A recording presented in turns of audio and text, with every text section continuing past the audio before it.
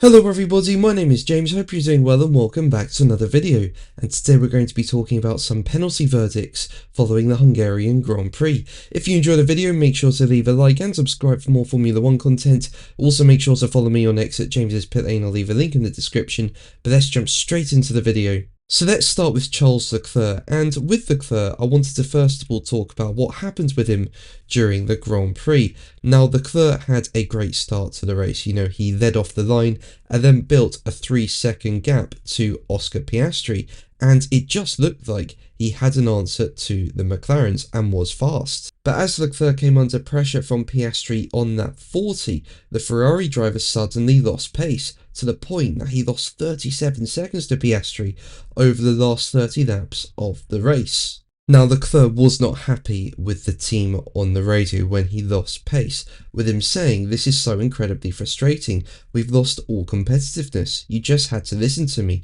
I would have found a different way of managing these issues, now it's just undrivable, it will be a miracle if we finish on the podium." But speaking after the race, Leclerc owned up to misinterpreting the situation and admitted there was no need to get angry at the Scuderia's engineers, with Leclerc going on to say, as quoted by motorsport.com, "I need to take back those words I said in the radio, because I thought it was coming from one thing, but then I got a lot of details since I got out of the car. It was actually an issue coming from the chassis, and nothing that we could have done differently. I started to feel the issue in lap 40 or something like that, and then it got worse, lap after lap after lap, and towards the end we were 2 seconds off the pace, and the car was just undrivable. It's an outlier, it shouldn't ever happen again, but I'm still very disappointed.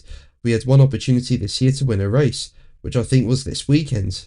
So yeah, what started out as a really good day for Leclerc turned into not a very good one, and on top of that we saw during the race that Leclerc was given a 5-second time penalty for his defending against George Russell. Now with Leclerc having this issue, George Russell was able to close up right to the back of Leclerc, and on lap 61 Leclerc moved heavily to defend his position into the turn 1 braking zone. Leclerc then tried to defend again against Russell as Russell went down the inside at the same place on lap 62. This time Russell was able to get the place, and Leclerc picked up a 5-second time penalty.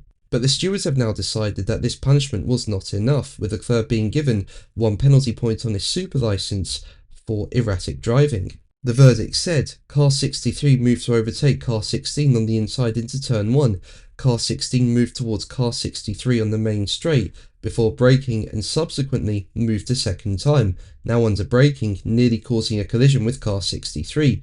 The stewards considered both moves combined to constitute erratic driving.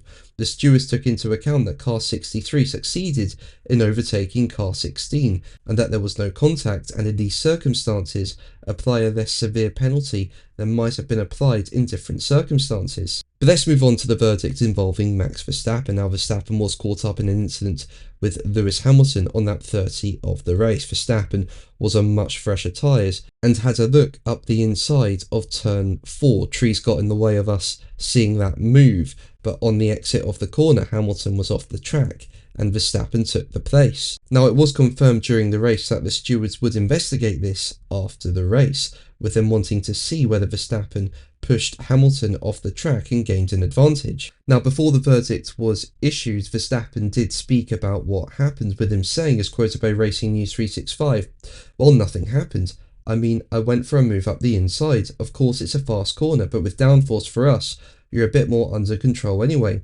I think he realised very late that I was up the inside there, so then he turned out of it a little bit, and then of course went off the track, and that was it. Yeah, we didn't touch, nothing happened." And now the stewards have decided that there should be no further action, with them saying in their verdict, the driver of car 1 stated during the hearing that he had gained some momentum on car 44 out of turn 3 with fresher tyres and used this momentum to make a move on the inside into turn 4.